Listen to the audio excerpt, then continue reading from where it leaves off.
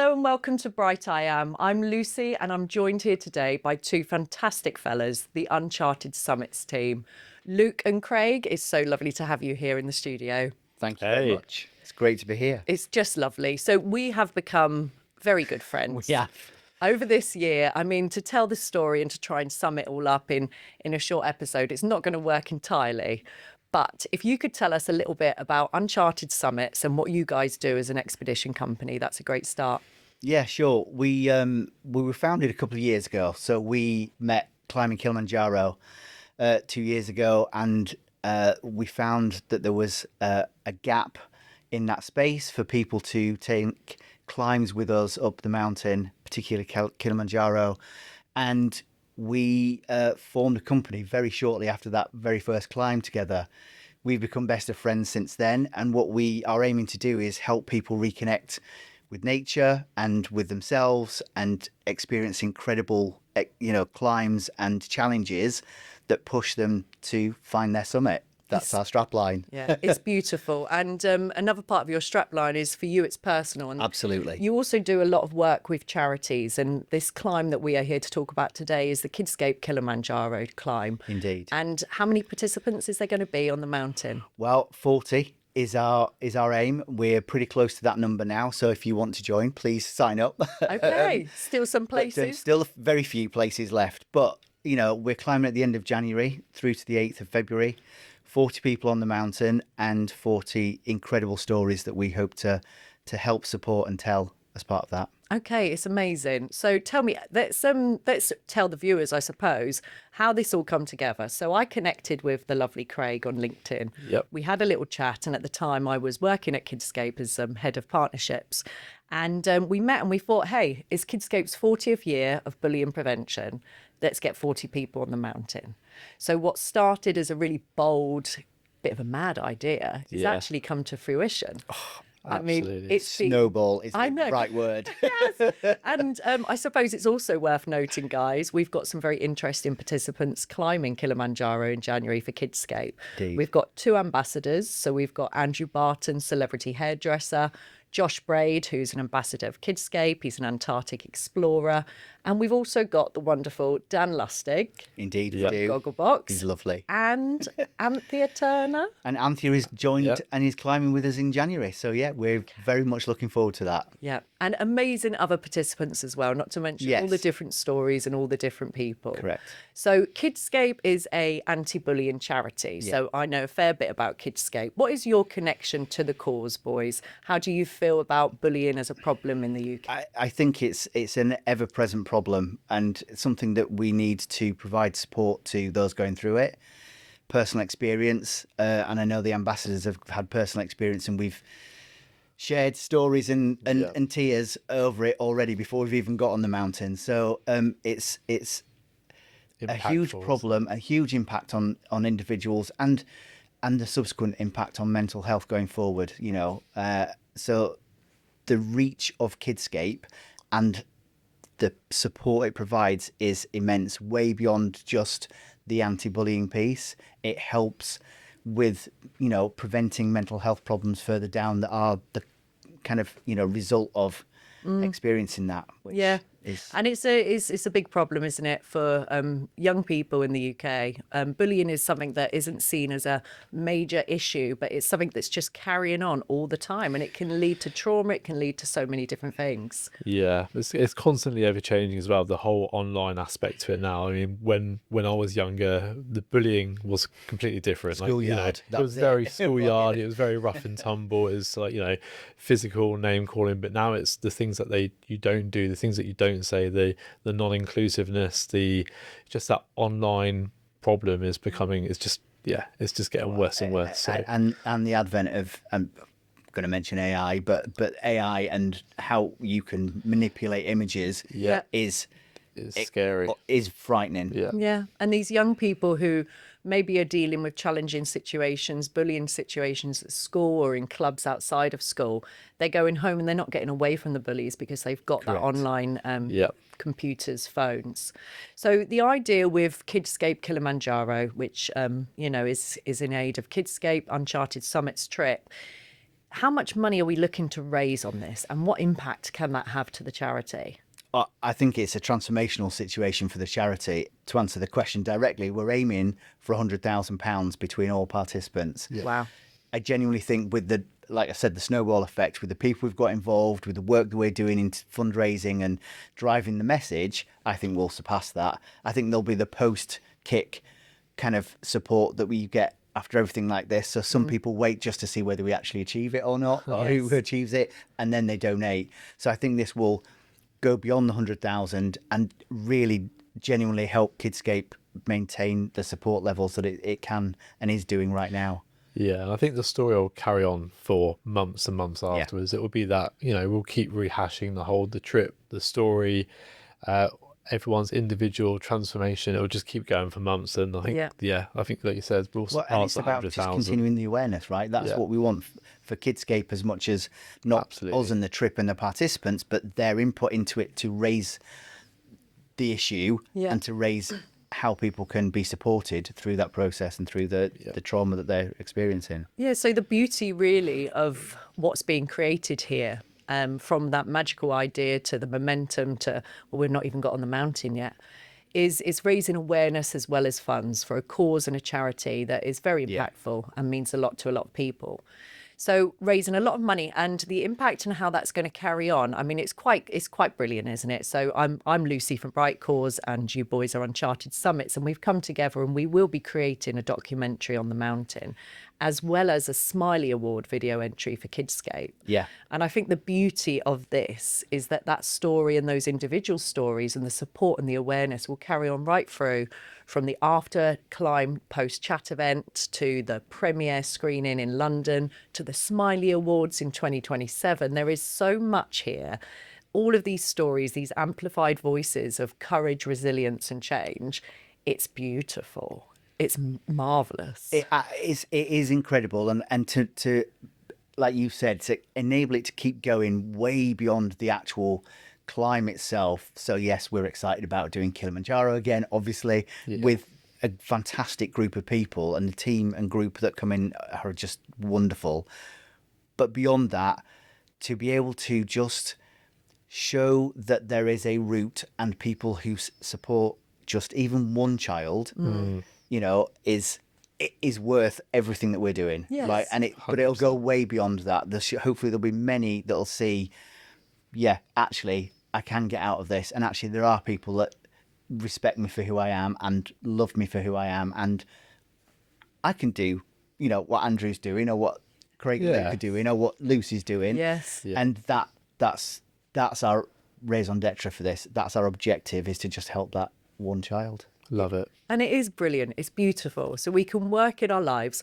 We can create this magic, this momentum. And it's been fun chats, hasn't it? Yeah. It is a ball. But we're actually making a difference to so many young lives, a big UK charity, and those young individual lives, the parents and the family, the wider family. So moving just away from that, because I'm sure people who are listening want to hear more about Kilimanjaro and the trek itself. Yeah. Craig, would you mind telling us about what it looks like when you arrive there on the day, you arrive at the base camp, and what route do you take? What does the trek entail? Yeah, sure. So if I run you just through from pretty much start to finish, I guess. We pick you up from the airport. We take you back to a beautiful hotel that we it's our kind of team hotel, isn't it, if you like? Yeah. We're there for 2 nights. We tend to arrive on a Friday. We leave on a Sunday. It's a couple of hours drive to the gates. In this instance, we're going via the Lemosho route. We've picked that route just because it's less trodden track. It's a bit quieter. There's a lot more space. It's bigger for bigger groups like charities. So, when we're taking 40 people up the mountain, we're going to need that much bigger space like the campsites. And it's just a really, really great route for acclimatization. So we hike high, we camp low. So we're always giving our bodies that extra chance to acclimatize onto the route up to the summit. Right. So it's a 7-day trek. It's got about a 75% success rate or so. But yeah, we'll give you the best chance to summit on the day. Summit, get to the top of that mountain. Now, It's going to be glorious. I've heard from being part of this process from earlier this year so many beautiful reflections and stories that you've shared and other people have from summiting Kilimanjaro.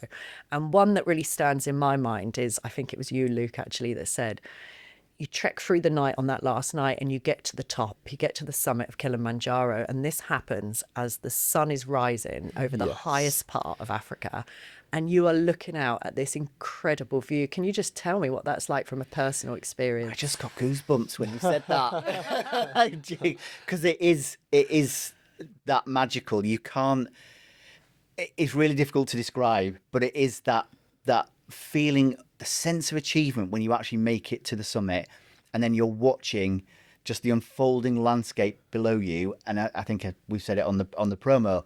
There is nothing higher than you across the continent of Africa at that point. Yeah, that is quite a buzz, right? But equally a very reflective moment, because you've challenged yourself, you've met that challenge, and then you start thinking about, well, the reason for me doing this challenge is what? In this instance, helping support children who are having horrendous times in their life, and making them realize that actually, life isn't that bad and it can get better, and we are here to support you. That's going to be, there'll be a lot of tears that morning. A lot of tears. Yeah. Just makes me think about what you were saying in the sunset, or the sunrise, should I say, sorry. As you're hiking up the south part of the mountain, you're looking in front of you, right? You're looking up at the mountain constantly, and you can see it getting a bit lighter behind you. It's when you turn around and you are above the clouds and you just see this beautiful sunrise, which comes up past Mwenzi, the neighbouring peak of the volcano. And it's just incredible, Lucy. I can't. We've got some amazing shots just from turning around as part of the climb. It's just 360 views of a sunrise, well above the clouds, probably a good 500 meters to 1,000 meters above the clouds, and it's just wow. We've just seen some incredible things, haven't we? It's just beautiful, and I'm trying to imagine it. I mean, as you know, I can't make the trek myself. We are getting you on the mountain at some point. I'm coming soon, boys. I promise. It's on the bucket list. It needs to be done. Happening. So you've been on this personal adventure. You've decided as a participant to take on this challenge, and we've got a varied range of all different participants. I mean, I think our oldest is 75. Correct. Wonderful, Rosie. Yep. And we've got people who've been through really significant life changes, have lost people who have been impacted by bullying maybe from years ago and haven't visited that for a long time. So they've trained, they've got themselves ready, they've got their family, their friends behind them. They've walked back to back through jungle, through sandy areas, through cold areas, through rocky areas. Basically through lunar landscapes. Landscapes. And they've camped, in tents. Yeah. They've been cold, they've been hot, they've shared tears, they've shared laughter. And then they reach that summit. It gives me goosebumps, because that is such an achievement. And to do it knowing you've made an impactful difference for a charity is incredible. The emotion. Nothing better. Yeah. The amount that you said, Stellar Point and Uhuru Peak is just tears. It's hugs, tears, it's everybody. It's just an emotional outpouring. I just can't explain it. It's just no. It's marvelous. It is so impactful. Really. But you've still got that. Now we've got to get down, right? So then you've got the actual kind of down, which is about a day and a half. Okay. To get back to the exit, and that again another outpouring at that point, because then you've completed the whole thing. So there's the emotion of hitting the summit. Then there's right now we need to get ourselves back down. Sure. Then you hit the gate. Then you get the music and the dancing. Hold on a minute. Hold on. You're going to need to tell me more about this. So you've had this crazy adventure. You've seen the sunrise on the top of Kilimanjaro. You've done your summit down. You're with all your team. You get through the gate, and what happens there? Well, so then there's a whole celebration with the porters and with our team, with our ground crew. Dancing, singing. It'll be massive, because obviously we've got a ratio of about 3.5 people, ground crew, to each participant. So now you can imagine how many people we're going to have as part of a 40-person trek, right? We're going to have nearly 200 people as part of our trek to make sure that the participants are fully supported, but they love it. they love it. It's their job. They love the mountain. And then when we get to the bottom and they start celebrating with us, we've got some great videos of just circles of dancing going on and singing. And it's just another one of those kind of goosebumpy moments, isn't it? It's just amazing. That whole gate will be overtaken with our team. It's Yeah, not a it's huge so good. gate, and you get like a different participants coming down from different groups. But the sheer size of it would be huge. We will take up the whole gate in our It's going colours. to be an Uncharted Summit party. Yeah, Yeah. absolutely. Yeah. How about let's put some bets on who's going to be the best dancer? I'm going for Andrew Barton. What about you, chaps? Oh, that's a don't great know. question. No, I think Tracy's probably got some moves as well. Yeah. yes. Right. Oh, I think Rosie could be a dark horse. Rosie's, yeah. See, and she's going to show like literally the fittest person on the mountain, and this is our wonderful 75-year-old participant who is incredible. She's going to put us all to shame, Yeah. which is wonderful. in And it itself. just shows, doesn't it, like the diverse range, because we've got a team of younger fellas who do like Ironman competitions. We've got people in their mid-ages. We've got Rosie, who's at the top end there of the ages. We've got boys, we've got girls. We've got this beautiful mix of people that are coming together, and they'll all get round each other and support each other. Yeah. Can you just tell us a little bit about what food our participants will be eating on the mountain? What does that look like? Well, so the reason I take this up is I'm gluten free, right? So we do cater for any dietary requirements. I've got to be obviously very careful because not that I'm celiac, but it's a pretty strong intolerance, and so it has effect Sure. on me if I'm climbing. But our chef and our chef team, which it'll be for 40 people, are amazing. Yeah. All the food has to be transported to the camps. Sure. So again, part of the crew, you've got shuttle runs going down to make sure that there's the right amount of food. You will not go hungry. There is an inordinate amount of food. Yeah. And it'll be pizzas, omelettes, lots of soups, porridges, fresh fruit, you name it. It's everything that you need to be fueled day and night will be available on the 3 meals a day, snacks. Even in the morning, you'd have like fruit, and then you'd have eggs and sausages Wow. and bacon and toast. Yeah. You're really well fed. I mean, Okay. they need to give you that energy to keep going. So you are, really well fed. Do you know what? It must be a relief, I think, for the participants to hear that, because you need your energy. Yes. Oh, yeah. Walking. Yeah. And actually, those little home comforts of having your belly full and feeling like you're having something nice is important in that, on that trip.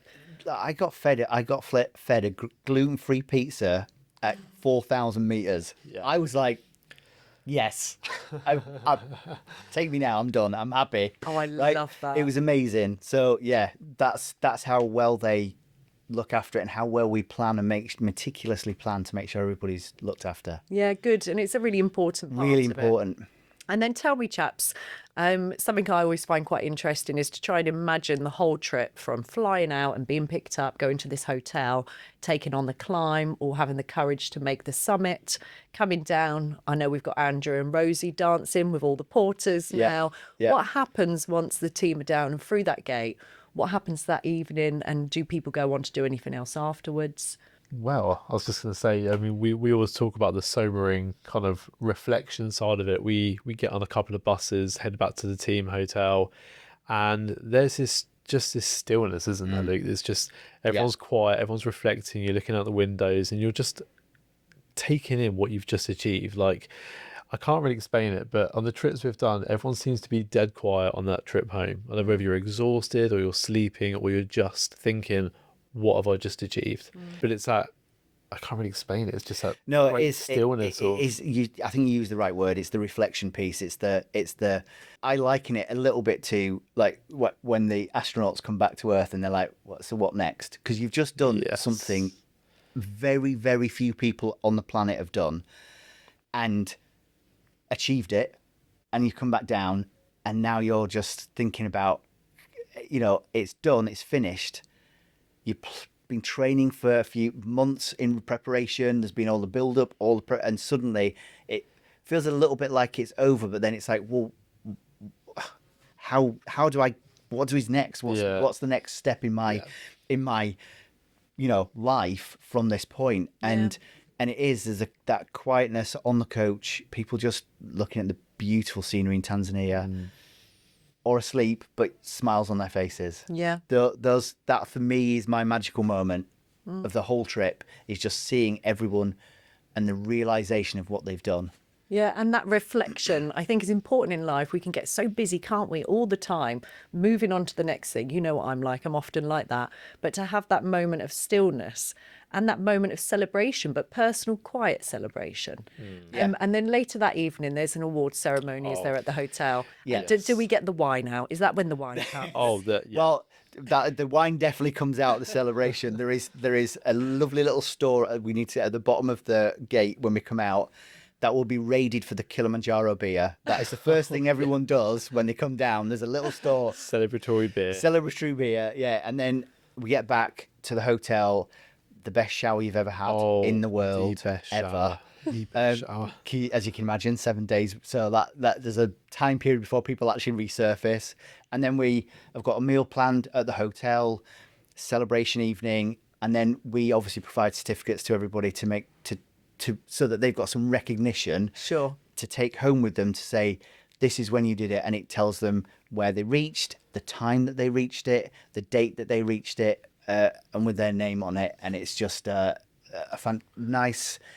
It's like a ceremony, right? Certification ceremony, yeah. And you know, you have a lot of the porters and a lot of the team actually come to the hotel. So your lead guys will turn up there because they want to be with you for every step of this, right? So you've just had your shower, you sat down, you're in the kind of the lobby part of the hotel, and you've got your guys that have been with you every step of the way that's helped you summit, and they're all lined up with our lead guide, and they call your name out. Everyone gives you a round of applause, and you get up, you give everyone a hug, get your certificate, have a photo, sit back down, and we go again. And it's that celebrating people and what you've achieved. And it's not just the mountain, like you said, it's the fundraising, the charity, the documentary, it's and the the personal ongoing challenge, support. right? Yeah, the thing that you've been through, training for this moment and making it to the summit. So it's just a magical experience. Yeah, it's a magical thing to be part of. It's actually beautiful what you do and what you create and these groups. Thank it you. is. Yeah. And these people who are on these individual journeys within the bigger collective. I've heard, I know from Rob and yourselves, that you don't come down from that mountain the same person. This is life-changing in so many aspects and such a beautiful challenge. Just before we move on, because I've heard we're going to be getting an interesting call, actually. I'll get to that shortly. Okay. Tell me about some of the other mountains you're looking to take future participants on. How's Uncharted Summits moving forward from Kilimanjaro? Well, you are one of those people that, as my wonderful tennis partner Lucinda Morgan said last night, keep us on our toes, right? So we are trying to obviously expand, right? We want to take what we have built and that feeling out to different countries, and we've already been out this year to Ecuador, and our plans slightly changed, but we did end up climbing one of the most active volcanoes in the world, Cotopaxi, and we've beat our height record by 2 meters. 2 meters, yeah. So 5987 now is our personal best at the moment. So definitely Ecuador next year. We're looking at Peru. We're going to go scope out Guatemala for volcano runs. Wow. And excited. potentially a slight branch out into a more territories-based approach with Chile. So summits and territories. So we'll see. Just to give people that experience, that connectivity back to nature, but still be a challenge and a way of reflecting and kind of almost letting go of the tech and the modern world and just finding Chile their space. is right up your street. Is it? I Oh, like the Chile. Shall we go? Well, the Chile starts with a 3-day vineyard tour. Oh, yes. And then we are going to look to take people out to the Atacama Desert after that. So that's hot off the press. Wow. We're working on that trip for next year. Lots in the pipeline for 2026. Yeah. Okay, so it's really interesting because I think that people who are listening to this podcast who are part of the climb and they're supporting climbers, or maybe just the charity, this experience is open to all. I mean, you've worked with corporate parties, you've worked with charity groups, fundraisers. There's something about getting off of the beaten track and doing something that is that changes you, something that is special, something off your bucket list, something that makes you a better person and makes you see the world differently. Yes. Yeah. It's exactly that. And the Uncharted part of our name is for us to look at experiences that are not quite the norm. So I appreciate that people say, yeah, but Kilimanjaro's climbed up, but it is a very big space that can accommodate a lot of people. Yes. You know, Peru that we're looking at building in the ability to see Machu Picchu, but then kind of taking another part of the country in, less untrodden, but equally spectacular. So again, we're just finalizing that itinerary as well. So we kind of wanting to not follow the trend. We want to build the trend in different spaces and connecting with different people. And obviously, you know, we're working with Sam to look at the humanitarian element of that as well. How can we build actually giving back to the country that we are providing the tourism in and connecting with? Sure. And how can we get participants to give back to that a bit more again? So again, thank you to you for keeping us on our toes, as Lucinda said, and keeping us, you know, looking at different aspects of how we can connect with people and with the countries that we are operating in. Yeah, and the causes, and it's lovely that you mentioned Sam. So Sam Wood he's a Trek participant. He's a wonderful, wonderful man. He's a friend of us all's now. Yeah. And he's worked in humanitarian aid for many years. Yeah. And there are causes, there are places, there are people that need help. And to connect all of these dots, to bring all of these pieces together, it's sensible. Yeah. And it's a Yes. solution. And Yeah. it's beautiful. And I think that being part of anything that has momentous change and impact, doing it with a good heart, this authentic feel that everything has with Kidscape Kilimanjaro, it's wonderful. I mean, when we had our event, I'm just reflecting on that in London, Yes. the Ambassadors Stand United event. We had over 100 people in that big space in London. Yeah. And there was a warmth and a genuine connection in that room that you could not Oh, deny. so many smiles. It really was, wasn't it? Really It was was. genuinely just, the energy was electric, actually. It was amazing. Obviously then, you know, sobering and reality when Josh and when Andrew and when Olga spoke about their experiences and why they're so passionate about this cause and why it's still so important to us. So it helped bring the reality to what was a really energizing kind of evening. Yeah. Yeah, and everybody coming together for change to support those that were on that trek, to support the cause, to support each other.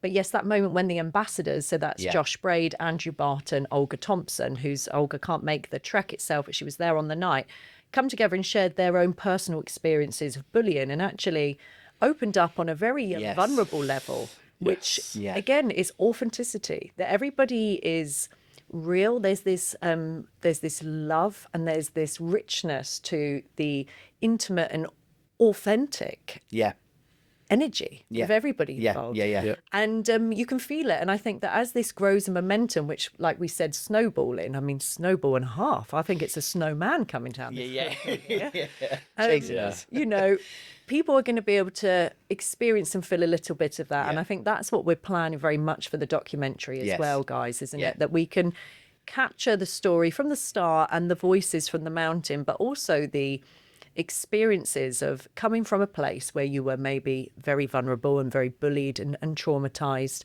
to the point that some of our ambassadors tried to take their lives as young children.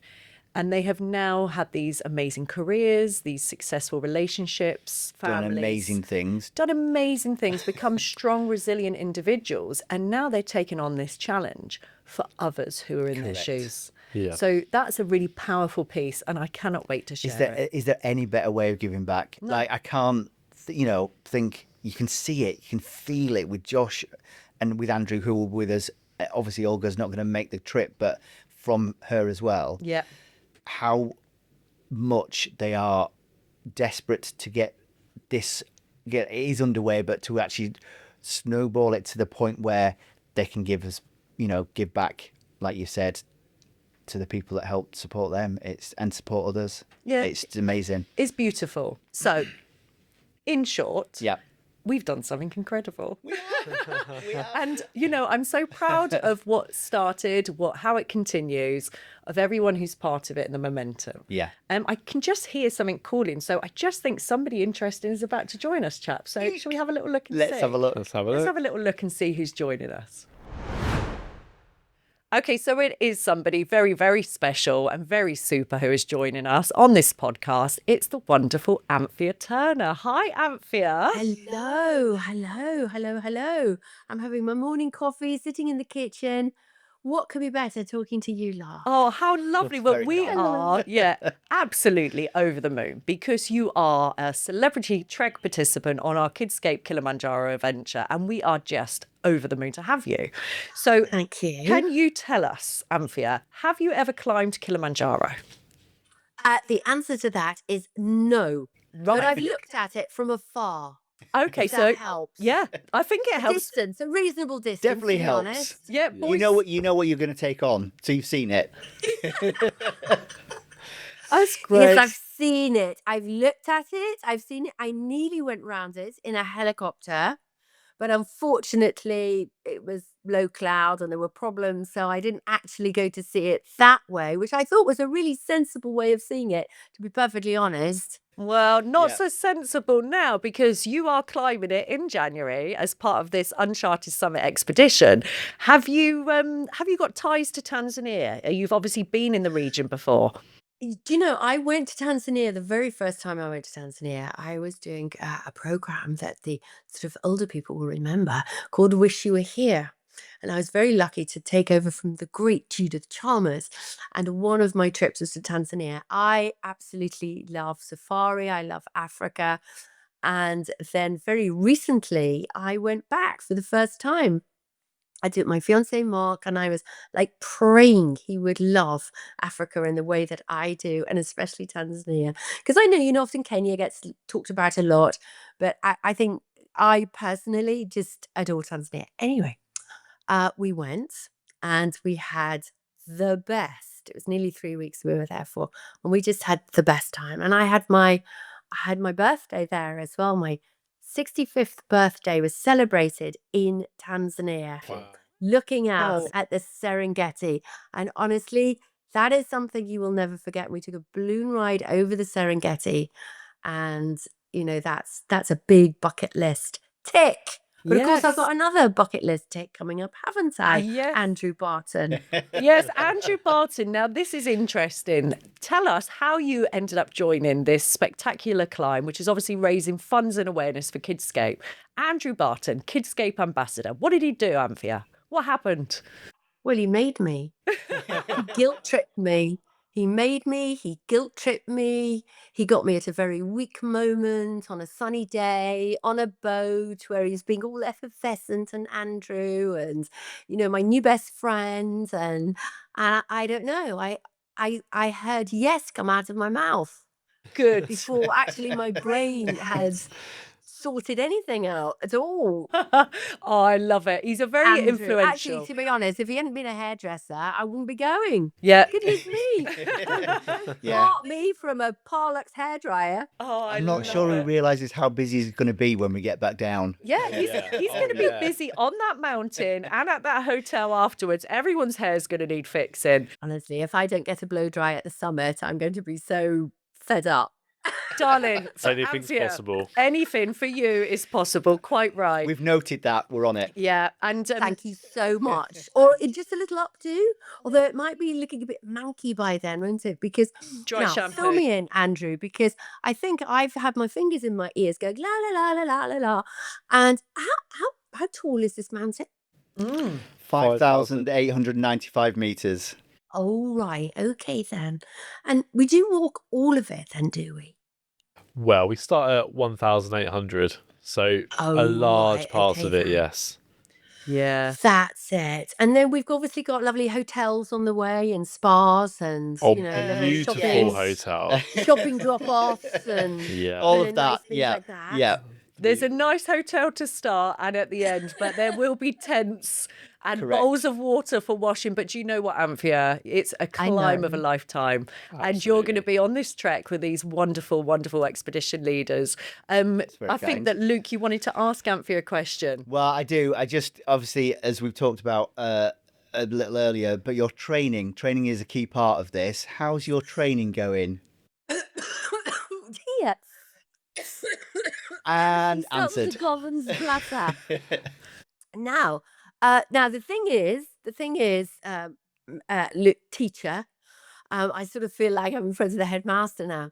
Now, what happened was my training was actually going quite well. I thought, right, what I'll do is I'll get in. And actually, when you say yes to something, choking apart, when you say yes to something, and one of the reasons I said yes was because I think every so often in your life, you need a goal. You need Absolutely. something to work towards, because it's very easy not to go to the gym, not to go for a run. But when you've got something staring you in the face, like a challenge, it tends to push you out there. And like a lot of people, I'm very good at having great intentions, and then something happens and an email drops and da da da da da, and going to the gym goes down the scale. And I live right in the middle of London, so it isn't as if I'm in the countryside and I think, oh, I'll just go for a nice run around the lanes. Sure. So I needed a goal. Now, I was doing really, really well. So I started doing that thing. And I think as well for, a woman of my age, what you do need to do is you need to work hard on your weights. Yeah. It's all right going out for a run and that's all great, but really strength, strength, strength. And the most important thing for me is not to become a weak older person, to Sure. become and remain strong. So I have been shoving weights around and thinking, oh, this is great. And I've got my goal. Then I went down with the dreaded lurgy, which I know has been going around. Now, I rarely get anything this bad. Never. I think I've only had flu twice in my life and I never even got COVID. And I went down with this infection. Anyway, I made it 10 times worse because I was filming, ended up bacterial, I've ended up on antibiotics, which I hate, but I've only done 5 days. That's all right because I'm really into the whole good guts. Yeah. Yeah. So my training, I have to say, has had a full week because it's been 4 weeks. Right. That's- I'm This has sorry. attacked me. And I'm literally, I would say, talking to you now is one of the first days that I woke up and my chest wasn't rasping. Right. So I'm starting to feel a lot better. So I think right now is the time, this weekend will be the time when I can slowly sort of get back. So really my training, I have a friend of mine who has done Kilimanjaro, and we're going to go and do the Seven Sisters. And we're just going to do some endurance walks, really. Yes. Yeah. Yeah. That's brilliant. Is this the right thing to do? That's absolutely the right thing to do, is to get out there, put some weight on, obviously, with a backpack. Make sure you're walking with that quite Oh, regularly. I tell you what I've ordered. Just butting in, sorry. It's all right. My dog weighs 13 kilograms, and they do these. I think they're called canine something or other. It's a backpack you put your dog in. Yeah, I've seen them. Aw. And I've he's a seen Fre- them. And he's I a know what French you mean. bulldog, so he'll be quite happy. He's got little Oh. legs, so he'd never walk it himself. It's not like taking your golden retriever out. So I thought, if I stick Soho in a Yeah. backpack, Oh. then we're both There's your getting weight. some advantage from this. Oh, do you know what Absolutely. that is? I want to see It's a genius. picture I of was this. just going to say, we need picture evidence of this. Yeah. And yeah, Absolutely. of course, She also- obviously, I've ordered it. I haven't actually tried him in it yet. Yeah. It hasn't arrived. And he could take a complete dislike into this thing. But I have a feeling once he's got over being put in it, Yeah. I think he'll quite like the vantage point. Yeah. And 13 kilograms is quite, because I That is quite a do, lot. and I tell people when I have conversations, obviously, largely with women, how are they going to fit in exercise? And I bought quite some time ago a weight vest. And I advise a lot of people, go out, even if you're walking the dog, it doesn't matter, put a weight vest Yeah. on. Because it means whatever you're doing, it will sort of propel you forward. And the other thing that I do have, and I swear by, is I have a power plate. And I have not the big one because I couldn't fit it into our house, but I've got the smaller one. I'm Yeah. looking Yeah. at it now. It sits in the kitchen. And the reason I leave it in the kitchen is because it looks at me and it guilt trips me. Anthea, So- I don't know what a power plate is. Can you tell Do me? you not? No, what's a power plate? Well, you vibrate. oh, It's a vibrating plate. sounds You will have seen fabulous. them, I'm sure. Because Lucy, you're always in a gym, aren't you? I do a fair bit of Yeah, strength training. Exactly. Yes. A power plate, they were designed, there's a lot of science behind power plate. They're not woo-woo or something strange and silly and just a fad. They came into the market in the early noughties, I think, probably. I think there's experts in the studio would back me up on this. They were designed by NASA originally, way, way back, because astronauts were spending time in space. And so, of course, having bone density problems. Right. So this is a way of stressing your bones. They also do something called a biodensity as well, which I know that somewhere close to me has got one, and I go and use that, which is sort of osteogenic loading. Right. So the power plate really, so if you did, let's say if you did normal squats, but you did it on this low vibration, it sort of multiplies it by 30. So if you did, Oh, wow. and that's the idea. They help you put more strain on your bones and muscles, but by using vibration. Okay. Wow. There you go. So I know you're going to be. So you're going to be That's well good. trained. Your Anybody yeah. who can- research if you this look it afternoon. up, there's a lot of science behind this, and I have had quite a few accidents through horse riding and skiing, and I have always done all my rehab on a power plate, and I absolutely swear by them. I have no deal with them, but it sounds like I'm. I know. I've got No, some and I've representative never of them. heard of I them. haven't. I'm obsessed with them. Yeah. So anyway, so that's it's looking at me now. Right, so what we'll do then, Anthea, we're going to catch up on this separately because I want some more information on this. Anything that keeps you strong and fabulous, that's what we need. Yeah. And just finally, because I know you've got to get yourself off and it's a busy life, Anthea, and we so value I your know. time. Don't worry, because I'm having a coffee and I'm I really know. enjoying talking to you. Oh, bless you. I just wanted to inquire, really. A lot of people who have logged in and are listening to this podcast, they're going to remember you from your time on Celebrity SAS Who Dares Wins. How do you think this trek is going to compare with that experience? Because that was intense, right? It was intense, but it was sort of short and intense, and obviously you're being filmed, and it was a bit sort of competitive.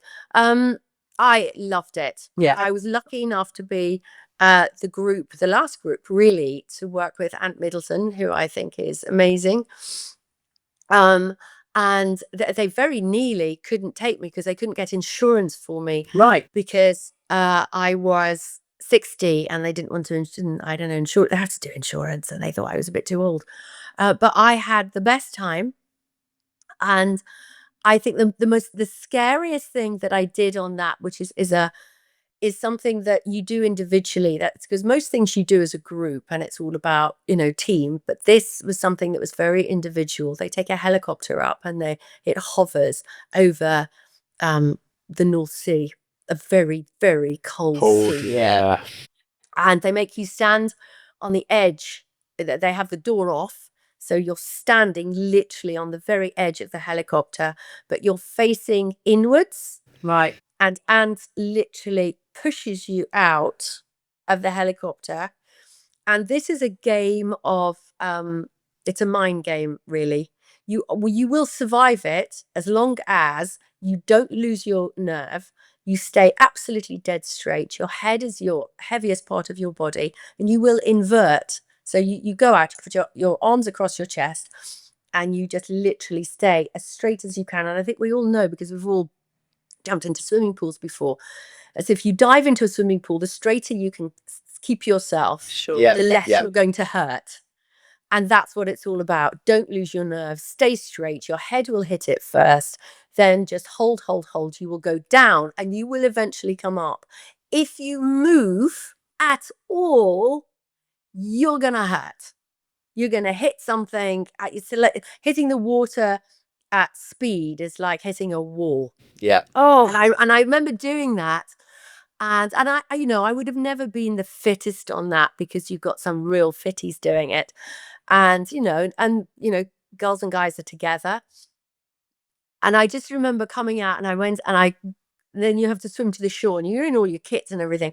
And I remember seeing, there was Foxy, Ollie, they were all there. And I said, "How did I do?" And he just went, "Textbook." yeah. So I Oh. went, Well that done. is the point now when I know that I don't have the cardiovascular strength to be able to beat some of the others. And it was a pity, because I'd like to have done the mind games, because I think I could have possibly scored quite well on that.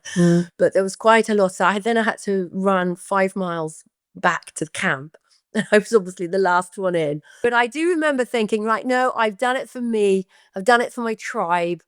I've done that, and I'm really happy. And I can go now knowing that I achieved something. And I really loved it. And I think it was an amazing thing to do. Yeah, and it Not as- sounds like it's a strength of character, really, as well, Anthea. It's like being able to train yourself to do something, to be strong, to take it on, and brave enough as well. I do think, and I think we will probably find this with Kilimanjaro, but this is slightly different, and this is going to be tough because it's the attrition. Yeah. Mm-hmm. So this is day after day after day. Everybody can walk for 6 or 7 hours once. Sure. You know, that's not going to be terrible. But I think it's the next day. Yeah. And it's like a lot of things that we do. And I'm just trying to think of something. You know, it's always the third day. Yeah. Whatever it is you're doing, it's the third day that really you wake up and go, oh no. Yeah. Because you've got over the euphoria of your first day. You've powered into the second.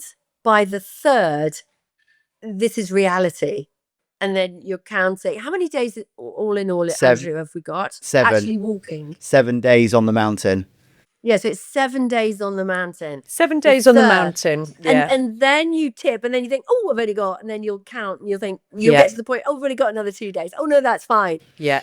And on that, But I think it's that bit that's going to hurt. It is, and it's being able to be resilient and to push yourself on and push everyone else. And I think the most beautiful thing about this trip, obviously you're one of the wonderful participants, Anthea. We've got this bright, beautiful group of authentic, kind, fun, fabulous souls who are all going to be pushing on. You say that. You don't know. Because you don't know. Excuse me. Until they're on the mountain. You think they're all going to turn. Because I have done enough reality television programs now to watch, because we say that, and I'm sure the majority, but there will be drama on the mountain. Yeah. Boys, is there going to be drama on the mountain? Yeah, there will always be drama. Right? Yeah, there's always mountain drama not in a way. Everyone's because people are put under Yeah. pressure. Yeah. And maybe because I come to this having done things like the jump. I mean, there was nothing more scary than being at the very, very top of that jump and thinking as soon as I let go, I'm shooting down and Eddie the Eagle's over there. God knows why I did that. But I do remember, even within that, so we were, we're seasoned professionals. People, you can't keep your shutters up. If you have a fear, if there's anything, it will come out. All reality television programs are based on getting everybody to lose perspective. So when you do something like, you went for a walk for 6 hours one day, and then you come home and you get in your nice bed and you have a lovely shower. Maybe you go out the next day and go for a walk for another 4 hours. And you come home or you ring somebody and da-da-da-da. When you're doing something back to back and it's attrition, and this is the way Big Brother was set up, is that they make you start to argue about a tea bag. Yes. How or interesting. Fall out or feel upset Yes. about a tea bag. Or because Andrew won't lend me his comb, or I don't know, be something silly. Yeah, how Don't worry, interesting. love. I've got so many combs. I am a frustrated hairdresser. You do realize this. Do you know I what's think I'm a hairdresser. it's so lovely, Anthea, because you probably, out of all the participants, I mean, I would say, yeah, actually, absolutely, you've got the best inside knowledge to this. You're the one who's done the most. And it is. And the other thing is, it's, part of it is grunt, but the other part, a huge part, I would actually say that less than 50% is grunt and the rest is head noise. The rest is you. Yeah. And I have, going back to Celebrity SAS, I have sat next to Joey Essex doing a number 2, and we looked at each other and we thought, oh, we've just got to do it, haven't we now? Let's just get on with it, shall we? And we were all in literally toilet stalls. That's the way it went. And I have been, in Africa, a blue piece of things that we did and dug holes and done that sort of, that other side, which to some people, that's that's a big mountain to climb in itself. Agreed. Yes. And sorry to be so graphic, but these are the things that start to affect you. Yep. And it's an adventure in all different areas with a group of Oh my people that you're not God. used to being with. Absolutely, absolutely. And as you know, Anthea, we are also bringing a film crew. So let's make sure Yes, we you record are. this for everyone to see. Hair, Maybe not that makeup, bit, but lipstick, obviously, something that. Do you know what? Following this adventure, following your personal adventure, Andrews, the ambassadors and all the challenge participants, as well as the Uncharted Summit Yeah. team, it's going to be an absolute pleasure. And we know that you'll be joining us on the red carpet when we've got our finery on in 2026, which will be for this premiere of the documentary. Anthea, I'm going to have to say goodbye. I know you're busy and I Lovely. know we've got to cut this episode to a short, but will you join us again for a 1-to-1 45-minute session? Yes, I look forward to that. Yeah, once you're well and better, because I know that everybody listening here would just love to hear more from you because you're fab. Yes, in fact, I'm going to get my kit next week. I'm going to go. There's somebody over at Mountain Warehouse who has also done it, one of the staff there. Awesome. And I'm meeting her and we're going to go through kit because I still, I'm a newbie when it comes to this sort of stuff. Yeah, that's brilliant. Okay, so perhaps after you've got your kit and you've seen the wonderful Yes. people at Mountain Warehouse, let's hop on. Maybe you could do us even a little fashion show, Anthea. Show us how good you're going to look. Yes, I can would do love that. I that. can dress up in my outfit. By the way, Andrew, do you know what's really worrying me? I look terrible in a woolly hat. No, I don't think Really you could look. bad. You can No, I look can't. terrible. I do. And people say that too. And I was just, I'm going to have to wear a woolly hat on time. I don't know. I'm if going to wear a there woolly will- hat. there'll be I've got no definitely top summit head. night. And the thing is, I put Yeah. a woolly hat on. And when I say this to people, they go, don't be ridiculous. And I put one on and they go, oh God, yeah, you do. Oh, don't we're you? we're going to have to find an alternative for you. We can't have that, Anthea. We can't have you Yeah, looking I now. know. What we're going to do. What we're going to do. Glamour at all time. Oh, Glamour. bless you. Thank you so much for joining All right, us, then. Anthea. You are a Lovely. star. Get better. Let's talk Yes, I again will soon. do. And thank you so much. Bless your Cheers, there's heart. coffee. I Thank know. you. Take care. See you you, later, see you, Anthea. lots Thank of you. love. Bye bye. Thank you. Bye. Bye. Thank you so much for joining us on BrightIAM Podcast. We've been here today with Luke and Craig from Uncharted Summits and the beautiful Trek participant, Anthea Turner. See you next time.